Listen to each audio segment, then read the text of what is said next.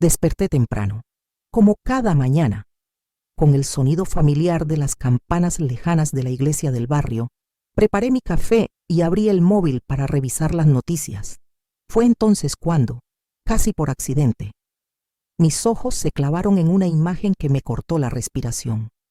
Allí estaba mi hijo Íñigo, impecable con un traje azul oscuro, sonriendo al lado de una mujer vestida de blanco, rosas, música, brindis, un álbum entero de fotografías de boda en Sevilla, una boda en la que yo no aparecía, porque nunca había sido invitada.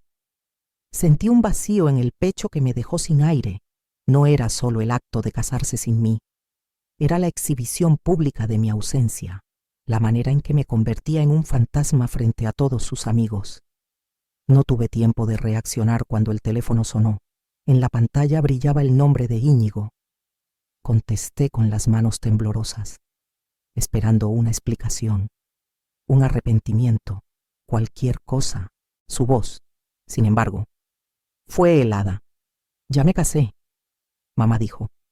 Sin un resquicio de ternura, solo invité a los que importan. Manda las llaves de la villa y deja el drama. Por un instante creí que había escuchado mal, pero no, era él, mi hijo, reduciendo toda mi vida con él a una frase cortante y a una exigencia.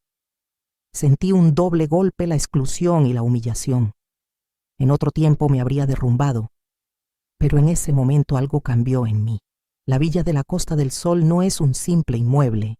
Allí celebramos los veranos más felices. Allí Íñigo aprendió a nadar entre risas. Allí mi difunto esposo escribió sus últimas cartas. Ese lugar guarda la memoria de todo lo que soy y de todo lo que he amado. Colgué el teléfono sin responder a su tono de mando. El silencio de la casa me envolvió, y mientras observaba las fotos familiares en la estantería, comprendí que lo que había perdido no era una invitación, sino la complicidad de un hijo. Y sin embargo, dentro de mí empezaba a tejerse otra cosa, una decisión que no nacía de la rabia, sino de la necesidad de proteger lo que de verdad importa. Con el eco de su voz aún en mis oídos, me serví otro café y supe que el recuerdo de Adriana, la mujer que lo había cambiado todo, volvería inevitablemente a mi mente. Recuerdo perfectamente aquella tarde de verano, 2 años atrás. Íñigo llegó a casa con una sonrisa nerviosa y una mujer del brazo. «Mamá, te presento a Adriana», dijo con un brillo en los ojos que pocas veces le había visto. Ella apareció en mi salón con un vestido claro y una seguridad que me sorprendió. Me besó en las mejillas, como si me conociera de toda la vida, y enseguida elogió el aroma que salía de la cocina. Había preparado gazpacho, como dictaba la estación, y mi bacalao al pil pil, ese plato que Íñigo pedía desde niño, mientras servía los cuencos. Observaba cómo Adriana dominaba la conversación con una gracia estudiada. Hablaba de sus viajes, de las cenas en restaurantes de moda, de lo importante que es rodearse de las personas adecuadas. Sonaba encantadora, aunque yo sentía que cada frase estaba cuidadosamente calculada. Cuando mencioné de pasada que había pasado la mañana revisando el jardín de la villa, sus ojos se iluminaron de una manera demasiado evidente. «He oído que tienes una preciosa casa en la costa», comentó con una sonrisa amplia, sosteniendo la cuchara como si hiciera una pausa dramática. Íñigo rió, orgulloso, y añadió detalles de nuestras vacaciones de antaño, pero yo apenas lo escuchaba, estaba pendiente de la intensidad de la mirada de ella. Al terminar la cena, mi hermana Cayetana, que se había unido a nosotros, me tomó del brazo mientras recogíamos los platos. «No mira a Íñigo». «Eulalia», susurró con sequedad. «Mira a tus paredes». Yo solté una risa ligera, como para ahuyentar aquella advertencia. No quería creer que detrás de esa joven elegante hubiera un interés que no fuera amor. Tenía demasiada ilusión de ver a mi hijo feliz aquella noche, mientras fregaba la vajilla. Pensé en lo mucho que se parecía Adriana a esas heroínas literarias que esconden su verdadero propósito tras una máscara de perfección. Sacudí la cabeza, convencida de que exageraba, y sin embargo, el eco de la frase de Cayetana quedó resonando en mi memoria, dispuesto a volver cada vez que Adriana reapareciera en nuestras vidas. Un año después de aquella primera cena, viajé a Sevilla para visitar a una antigua compañera de facultad. Coincidimos en plena feria, entre farolillos y casetas, y me recibió con un abrazo cálido, entre copas de manzanilla y el bullicio de la música. La conversación terminó derivando hacia mi familia. Cuando mencioné a Adriana, mi amiga enmudeció por un instante. Luego, con un gesto incómodo, me tomó de la mano. Eulalia, ¿sabes que tu nuera estuvo a punto de casarse aquí mismo? Hace unos años, preguntó, bajando la voz. El novio era un empresario de renombre. Todo estaba listo, pero la boda se canceló en el último momento.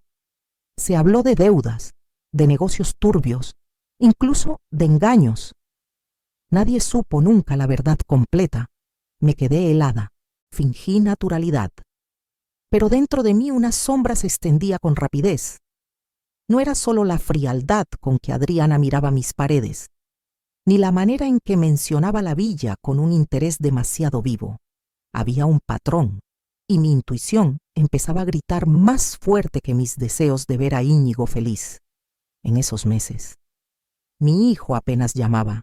Nuestras charlas diarias, antes sagradas, se habían reducido a un par de mensajes cortos a la semana, cada vez que intentaba visitarlo. Surgía un viaje inesperado o una cena organizada por Adriana.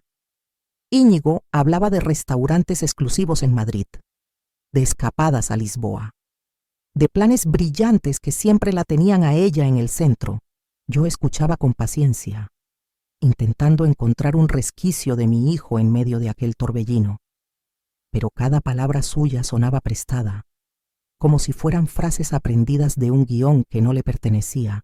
Aquella noche, al regresar a mi hotel en Sevilla, la frase de mi amiga resonaba sin cesar en mi cabeza.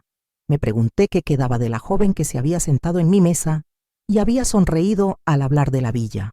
Quizás nunca fue espontaneidad, sino cálculo.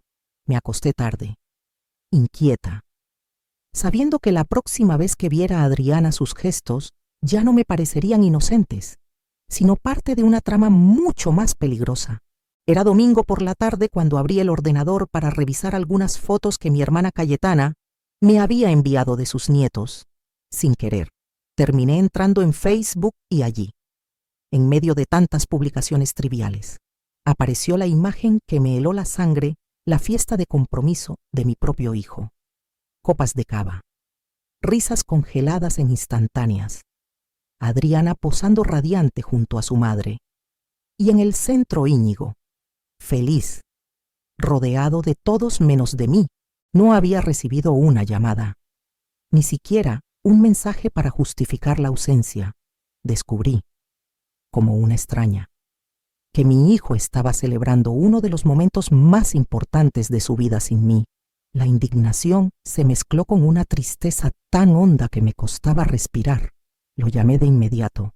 Contestó con una voz tranquila, como si nada hubiera pasado. Íñigo, ¿por qué no me avisaste?, pregunté, intentando mantener la calma. Hubo un silencio corto, incómodo. Es que son las costumbres de su familia. Mamá, todo muy íntimo, ya sabes. No lo tomes a mal, no lo tomes a mal. Esa frase me atravesó como un cuchillo. Recordé entonces los veranos en la villa, cuando él me ayudaba a preparar las mesas largas para recibir a primos y vecinos, orgulloso de que su madre cocinara para todos. Ahora, en una mesa nueva. La mía era la silla vacía. Esa noche cené sola. Un poco de pan con queso y un vaso de vino. Mientras la pantalla del ordenador seguía encendida con las fotos de la fiesta, el silencio de mi comedor era tan pesado que parecía aplastarme. No era solo la exclusión, era la evidencia de que Íñigo estaba dispuesto a moldearse al gusto de Adriana y de su familia. Aunque eso significara borrar la mitad de su historia, apagué la luz tarde. con un nudo en la garganta, sabiendo que lo peor aún no había llegado y que cada gesto de mi hijo sería, a partir de entonces, un reflejo de su deseo de complacerla a cualquier precio.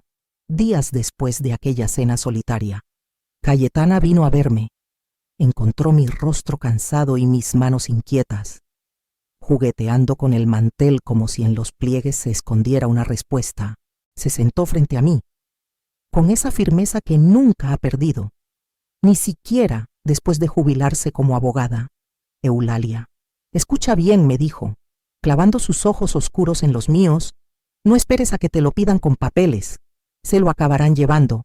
Protege la villa, ponla a salvo, antes de que sea demasiado tarde. Su tono no era de hermana, era de profesional acostumbrada a prever lo inevitable. Yo asentí, aunque en mi interior me resistía a creer que mi hijo fuera capaz de conspirar contra mí, pero la figura de Adriana, sonriente en aquellas fotos, me devolvía la certeza de que Cayetana tenía razón. Esa noche, incapaz de dormir, encendí una lámpara y abrí el viejo escritorio de mi marido. Entre carpetas polvorientas y fotografías descoloridas, encontré un sobre amarillento, olvidado en el fondo de un cajón. Lo abrí con cuidado y reconocí la letra de Arturo, mi esposo. Era una carta dirigida a mí, escrita poco antes de enfermar. En sus líneas hablaba de un antiguo caso de fraude inmobiliario en el que había testificado como perito. Entre los nombres subrayados apareció uno que me hizo contener la respiración. Luján. El apellido brillaba en medio de las frases como una advertencia lanzada desde el pasado. Mis manos temblaron al sostener aquel papel. No podía ser casualidad. Adriana Luján, la mujer que había conquistado a mi hijo, llevaba en su sangre un apellido que ya había manchado nuestra historia familiar. Sentí cómo el corazón se me aceleraba, como si Arturo me hablara desde otra vida para abrirme los ojos. Guardé la carta de nuevo, pero esa noche no pegué un ojo. La conexión entre lo que fue y lo que ahora vivía no podía ignorarse. Mientras el amanecer iluminaba el cielo de Málaga, supe que debía mirar más allá de la sonrisa de Adriana y descubrir qué secretos arrastraba ese apellido que volvía a tocar a mi puerta. Unos días después, decidí pasar por la villa de la costa. Necesitaba aire marino para despejar la mente y, sobre todo, comprobar que todo seguía en su sitio. Apenas crucé la verja, me encontré con don Mateo, el vecino que cuida su huerto junto al mío desde hace décadas. Me saludó con afecto, pero en su mirada noté una vacilación. Doña Eulalia dijo, rascándose la nuca: hace unas semanas vi a su hijo por aquí. Vino con su mujer. Me quedé quieta. Íñigo no me había dicho nada. Entraron juntos, pero luego ella se quedó sola dentro de la casa. Yo pensé que era raro, porque lo vi asomarse al escritorio, sacar fotos con el móvil. Íñigo estaba afuera, fumando y hablando por teléfono. La revelación me golpeó con fuerza. No era una visita inocente ni un paseo nostálgico. Adriana había caminado por mis estancias como quien mide un terreno antes de reclamarlo. Fotografiar mis papeles era más que curiosidad, era estrategia. Entré a la villa con un nudo en el estómago. El salón olía a polvo y a mar, igual que siempre. Pero ahora cada rincón me parecía vulnerado. Abrí el escritorio y noté que algunos documentos estaban desordenados, como si unas manos ajenas los hubieran tocado.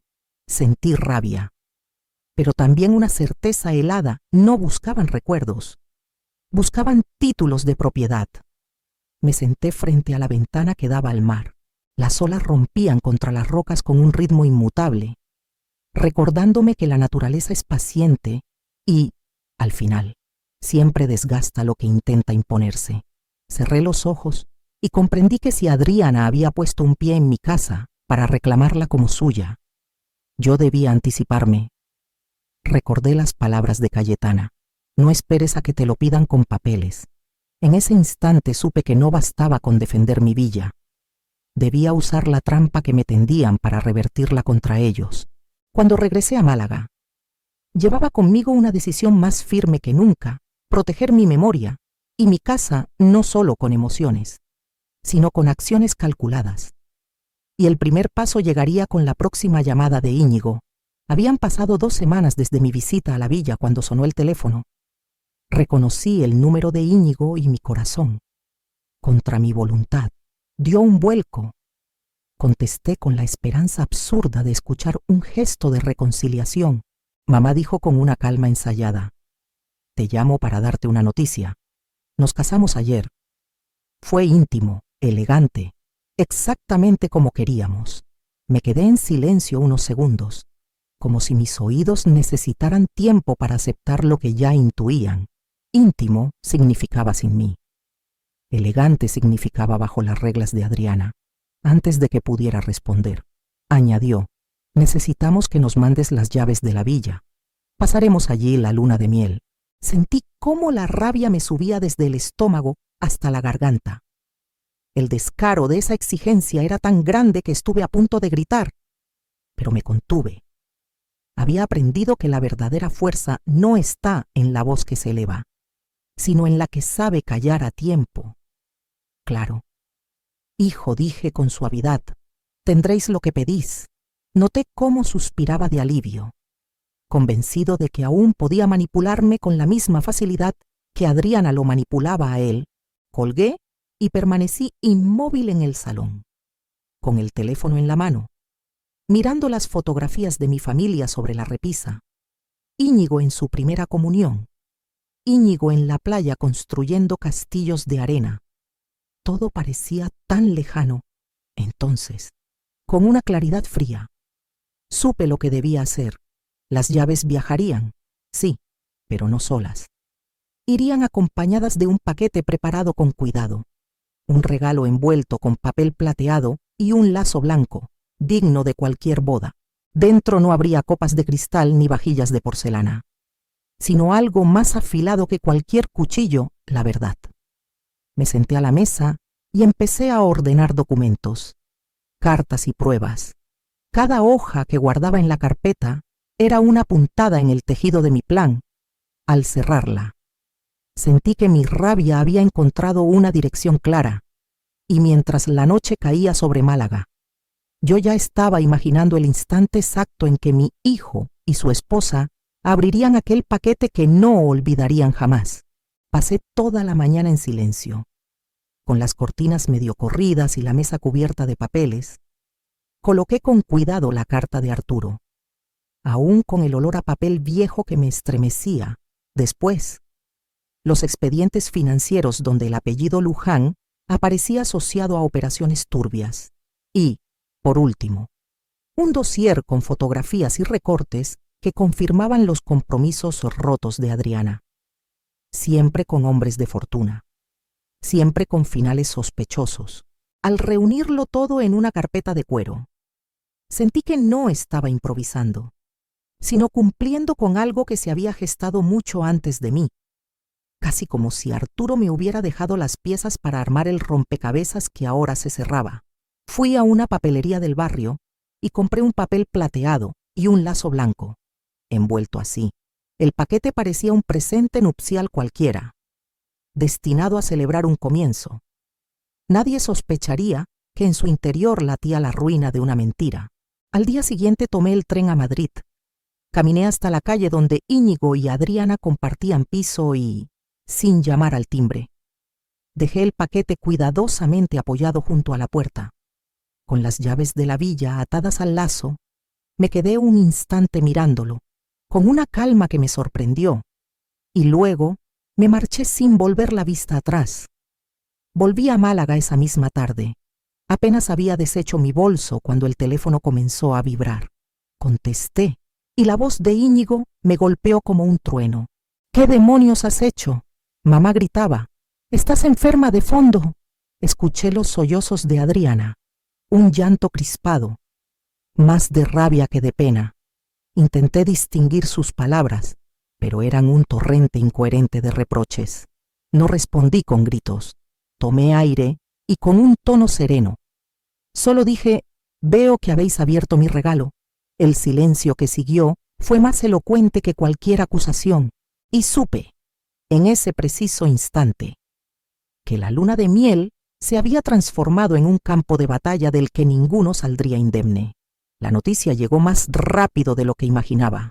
Al día siguiente, los titulares anunciaban la detención de varias personas en Madrid por blanqueo de capitales y fraude. Entre los nombres aparecía el de Adriana Luján, esposada a la salida de un portal que reconocí al instante, el mismo donde había dejado mi paquete plateado. No me sorprendió. Cayetana había movido sus hilos con la policía financiera y, tarde o temprano, la red de mentiras se rompería. Las imágenes en televisión mostraban a Adriana bajando la cabeza.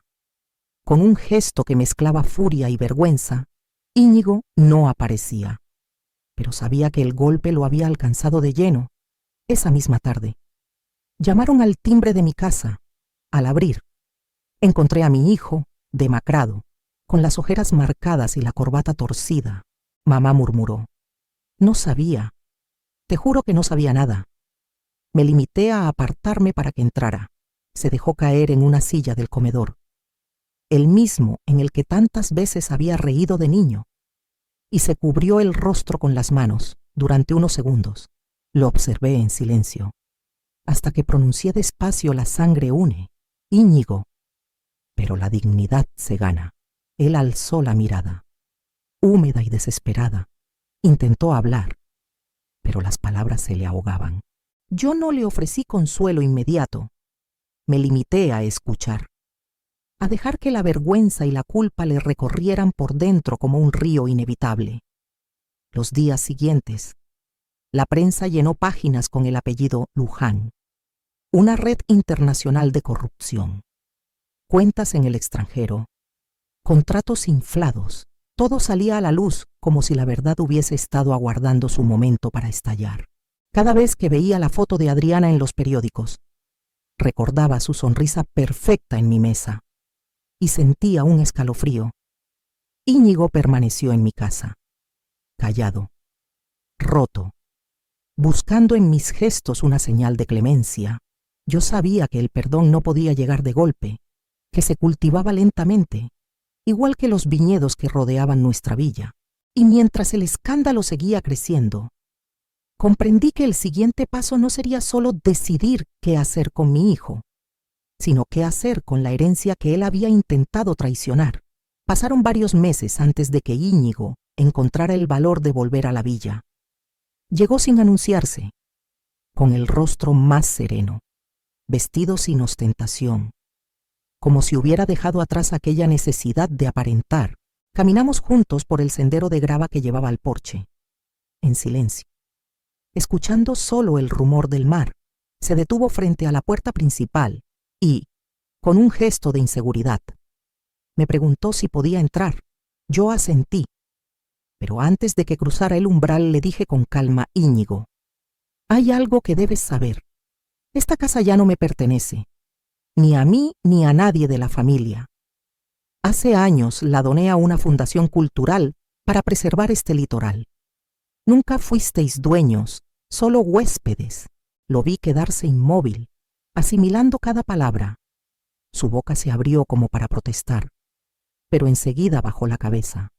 No había reproche en mi voz, solo una verdad que él necesitaba oír. La villa no era un trofeo a conquistar, ni un botín a disputar. Era memoria. Y la memoria debía estar protegida más allá de la ambición de cualquiera. Nos sentamos en el porche, frente al Mediterráneo teñido por los colores del atardecer. Serví 2 copas de Rioja y brindamos en silencio. Íñigo, más humilde que nunca, me confesó entre sorbos que quería reconstruir lo que había roto, que deseaba recuperar el vínculo conmigo aunque le llevara toda la vida. No respondí con promesas fáciles. Le apreté la mano con suavidad, como quien coloca una semilla en la tierra y sabe que el fruto tardará en brotar. La dignidad no se hereda, se aprende. Y esa era la lección que él debía cultivar desde ahora. Mientras el sol desaparecía tras el horizonte, comprendí que mi verdadero legado no era esta villa, sino la certeza de que lo que da sentido a la vida no se vende ni se regala, se protege. como se protege el alma, me quedé mirando el mar y pensé que, al fin, había cerrado el círculo, con la paz de saber que la llave más importante siempre había estado en mis propias manos